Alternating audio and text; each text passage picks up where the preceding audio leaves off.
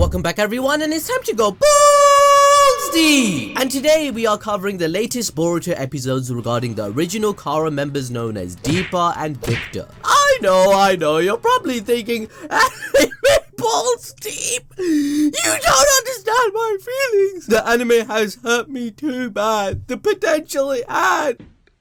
Oh my god! But recently there have been some crazy developments that relate back to the manga, so that's a plus, right? I mean, look at this picture! Yes, Mitsuki unleashed his Sage Mode against Deepa whilst having to save Boruto and Sarada from death, where they have decided to train to get stronger since they are so weak. And the Oscar goes to...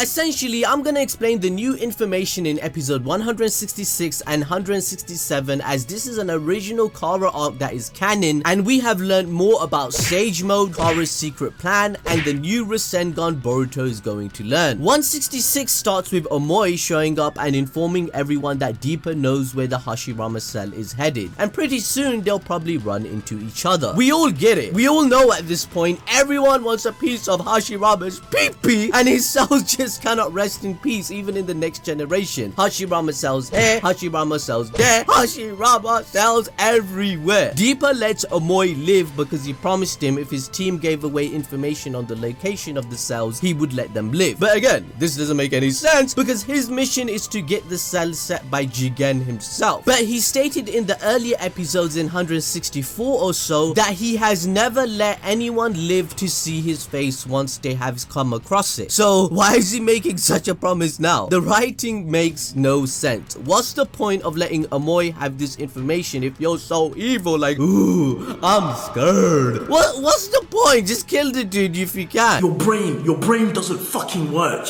You idiot. You're honestly an idiot. I don't know what's wrong with you. Now, if you didn't know, in this arc there are 4 brothers that have got a hold of the Hashirama cell, and everyone is chasing after them. One of them is named Hiruga, and he let the team go by undoing his jutsu and informs them that this is only until I know my brother is okay. They run into Asaka, Hirugu's brother. However, his brother doesn't believe it's actually him. After a minute or two, everyone is able to convince him that Hiruga really is who he says he is, and he admits that it's a disgrace for him to still be alive, but Asaka tells him he's glad he is, and Hiruga getting to live kind of diminishes the deaths of their older brothers. But you know, I'm just gonna say it right here, right now, at the end of the day, we don't care. Let me tell you, we don't care. Suddenly, out of nowhere, they sense him coming, but before they can react, the 2 brothers are destroyed by an air force attack that Deepa possesses, since every single Kara member has had their body modified so immensely by Amado, as stated in the chapters. In Deepa's case, he has the ability to control molecular bonding of carbon that he is exposed to by properly rearranging them, and his body has become super durable and OP. Suddenly, Konohamaru in the whole episode has been useless, as a whirlwind Pokemon attack is used by Victor on him that makes him unable to help Team 7. He uses Dragon Flame Bomb, but this dude doesn't know that his name is actually Trashimaru. So of course, the show isn't gonna let this attack work.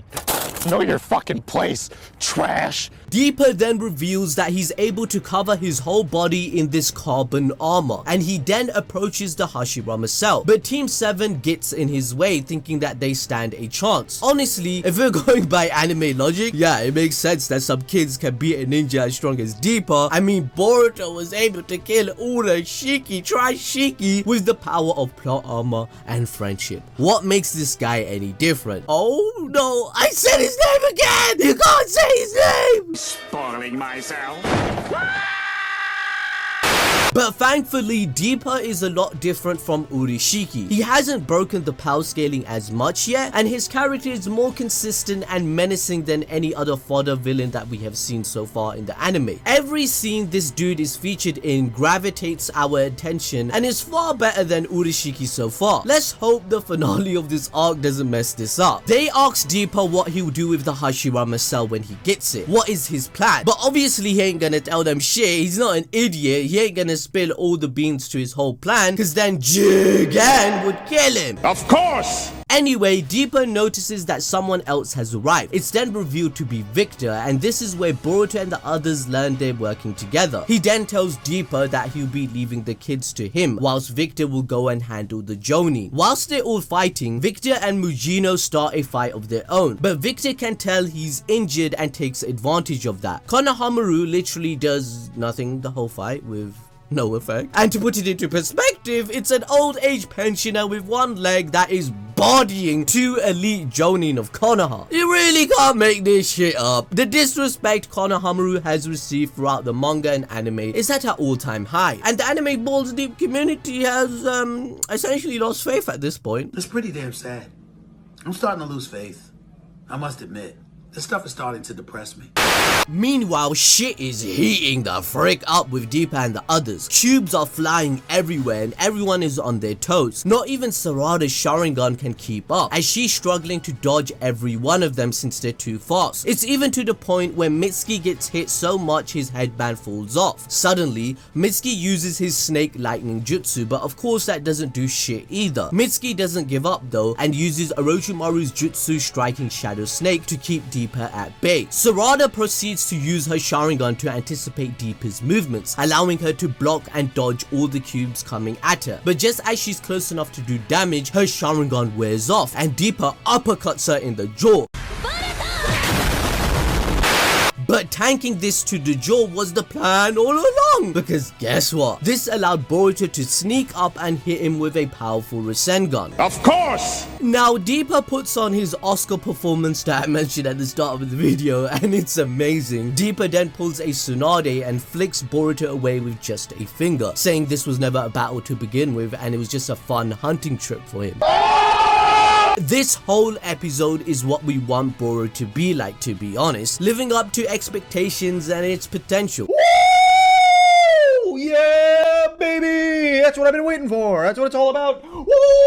So I do recommend for you to watch episode 167 and onwards of this arc. Now, I'm gonna be honest, I love the fact that they didn't kill him off like other villains Boruto has Rasengan to death in the past. Team 7 have finally failed a major mission and it will force their characters to grow into the people we see in the manga. Hiruga then gets up and offers to give up the Hashirama cell to save Boruto. Deepa walks up to take it and Hiruga activates a jutsu to sacrifice himself. Deepa, thinking nothing of it, grabs the cell when Hiruga grabs his hand and sets the jutsu off. He then explodes, hoping to kill Deepa in the process, but sadly this idiot wasn't listening to what his jutsu was when he was explaining that he has carbon. You know how strong of an element carbon is? It's impenetrable. What are you trying to do? The explosion ain't gonna work, fam. Bruh. Boruto and Sarada are down for the count and are about to die, but we then see Mitsuki swooping in to save the day with Sage Mode activated. Yes, that's what I'm talking about, son!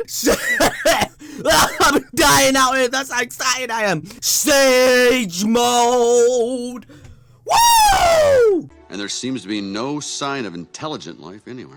Fam, this is the shit we want to see in the anime. Mitsuki activates Sage Mode. Deepa seems confused as to why Mitsuki isn't afraid of him, and Mitsuki explains that Orochimaru told him to never use this power, as his body wouldn't be able to take it because the power is much too great. He then says that he doesn't know what will happen if he uses his full power, but we find out in the next episode, so please do stick around in the video until the end. Mitsuki fires off a great snake lightning jutsu as it is able to knock Deepa back a little. He then grabs Boruto and Sarada and escapes. They don't know about his Sage Mode because they are unconscious. That's why in the manga it still makes sense that they don't know shit about it. Deepa still got the Hashirama cell though, and Victor feels the need to go check on things and make sure nothing went wrong, giving the two Jonin a chance to escape with Mitsuki and the others. We then move on to the next episode where we get the conclusion to Mitsuki's epic Sage Mode saving the day. He manages to get Boruto and Sarada to safety near the closest medical ninja bank. We see the crazy doctor lady in our doctor saab tu ki karda pya. She takes on the patients of a clinic because she gets excited of the thought of just having patients that she has to cure. She rushes out and sees them lying on the ground unconscious. Remember guys, Mitsuki Sage Mode hurts his body as he is still a clone and can't handle the unstable nature of Sage Mode at this point. He was basically killing himself to save his son, Boruto. Their love is so touching, guys. All the other ships in Boruto, Sarada, and Sumire, all that shit are trash compared to Mitsuki. Them bitches can't even do 1% of what Mitsuki sacrifices for him. We all know at the end of the day, Mitsuki's kind of sus, guys. So yeah, 名前つけたか、美月。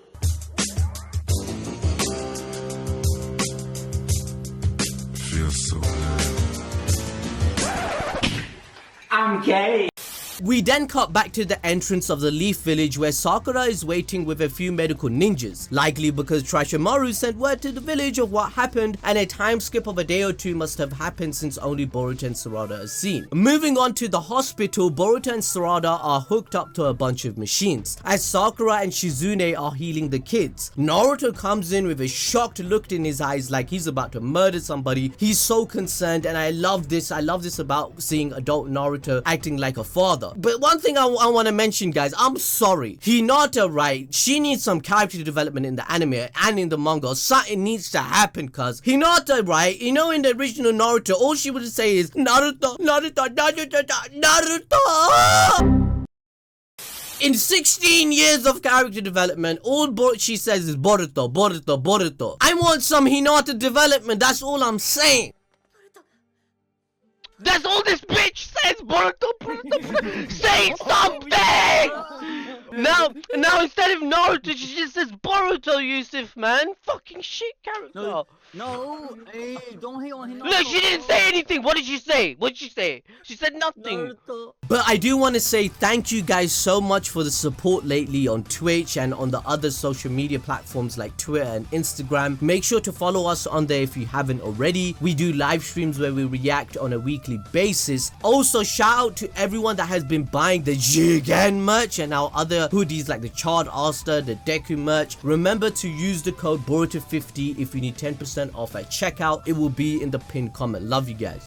As Naruto comforts Hinata and Himawari, Konohamaru shows up apologizing to Naruto because, let's be honest, this wouldn't have happened if Konohamaru wasn't such a waste man of a character due to the bad writing. Konohamaru laments and blames himself as he was a jonin in charge of his team, but Naruto comforts him by saying that this was a dangerous mission and it couldn't have been helped any other way. Team 7 understands the aspect of being a ninja involves risking their lives. We cut to Orochimaru's lab with Mitsuki in the medical tank as Log is observing him with Orochimaru on the computers. Log says this is risky, but Orochimaru answers with yes and tells us that the cells closest to regenerating are breaking down. Orochimaru states he told Mitsuki not to use his Sage transformation. Log asks Orochimaru if he is worried about his son, but he acts like a tsundere and says, well, he is a valuable sample. In the inside, we all know he actually has a soft spot for Mitsuki, as he stated in the original arc in the anime, which was absolutely banging, that he does love his two sons. Orochimaru isn't as heartless as he used to be. He then says that Mitsuki will have to regenerate his organs and hopes that he can hold out until then. This explains why Mitsuki cannot use his Sage Mode, because if he does, it will actually cause an implosion and his cells would die at such a rate that would make him not enter his completion of the plan to be the moon to Boruto's son so he can fulfill the prophecy. Remember, Orochimaru said Mitsuki has entered phase 2 of his development in the Octo arc and he will likely go on to phase 3. He needs to unlock his true free will and understand what it means to be human through his experiences. Now at the Hokage office, all of them are discussing what happened on the mission. Sasuke says he doesn't know Deepa and Victor, which we get to answer as to why, as Deepa is then seen sitting on the chair that Kara members use in the manga, and they are having a discussion about Jigen, how he doesn't trust lost both of them. This is foreshadowing of Kashi and Koji blasting Victor to nothing later on in the manga, as Jigen must have found out the truth that they have their own desires regarding the Hashirama cell and their own motives of the mission. We all know that Kara's original mission is just to revive Ishiki, so if you are not going along with that goal, he's just gonna kill you off. We also learn from the anime that Victor is only a member because of the money he has invested on Kara. Stupid motherfucker. The next scene, we see Shizune counseling Boruto, and I'm just saying she is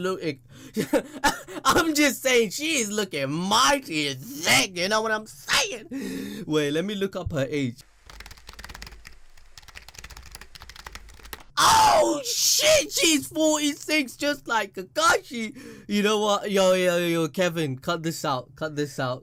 Boruto asks Shizune where is Mitsuki, and he's feeling super depressed because without him they would have both been dead and they're super weak. Shizune lets Boruto know that Mitsuki is with his parent Orochimaru and that he's pretty seriously injured. This is when we get the famous Asta pose, and Boruto is depressed, feeling responsible and weak that Mitsuki is in this condition. Now obviously the biggest question regarding Mitsuki in the manga and anime, it's the philosophy of what makes a human. Do memories form the soul, or is it something greater beyond our understanding? Is Mitsuki a human, and what is this purpose? Well, we have already covered this philosophy in our Mitsuki video where we explain the secrets behind his Sage Mode. I'll put it in the pinned comment and it's being displayed to you right now. We then learn in the episode that Sarada is with her mother Sakura, and she is talking about her left eye, about how she overused the Sharingan and it may suffer long-lasting effects. Now the bleeding effect is shown with all the Sharingan users, however it's normal with the overuse of Manga Kill ability. Maybe at times we've seen Kakashi bleeding, but that was maybe due to his genetic effects. So why does Sarada bleed or will have long-lasting effects overusing the Sharingan? Maybe she's... This is savage, but maybe she's trying to relate with the fans on their eyes bleeding out watching this filler fam in the anime. Pancake.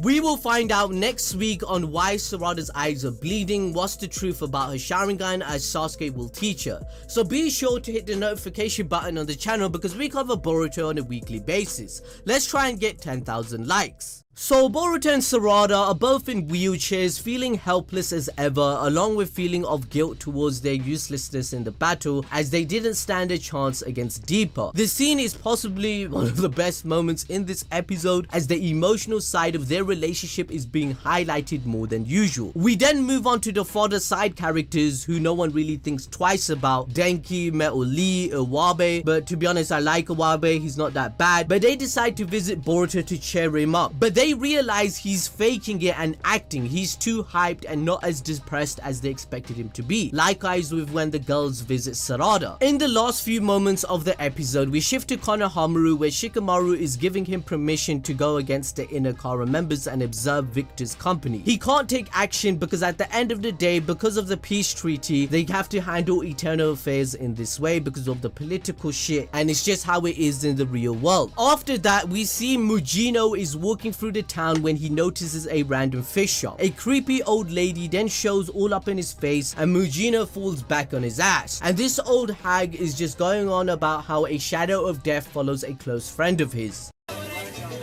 Hey yo, what the fuck? She then continues on to say that only he can cast that shadow away. This is all foreshadowing of how Mujino dies in the manga against Ao whilst trying to save Konohamaru. Because he had this some sort of prophecy, he knew he had to sacrifice his life. This whole arc has honestly just been a way to give his death more weight later on by familiarizing us with his character and who he is as a person. Now one flaw in this episode, as I really thought it was a 9 out of 10, I really think it's one of the best episodes episodes of the Boruto anime, but I do want to say that Denki, Metal Lee and the girls are just weak as characters. Their reactions and responses are so immature and childish that I can't take them seriously. Everyone that was on the Twitch stream agreed that these characters ruined the whole aura and the theme of the episode that was absolutely solid. It was a solemn vibe that needed a serious take, but they are acting so childish. Yes, you can argue that they are kids, but they are ninjas. At their age, they are supposed to be more mature, just like Naruto mentioned to Konohamaru at the start of the episode that these kids are ninjas and at the end of the day they should know that they could die,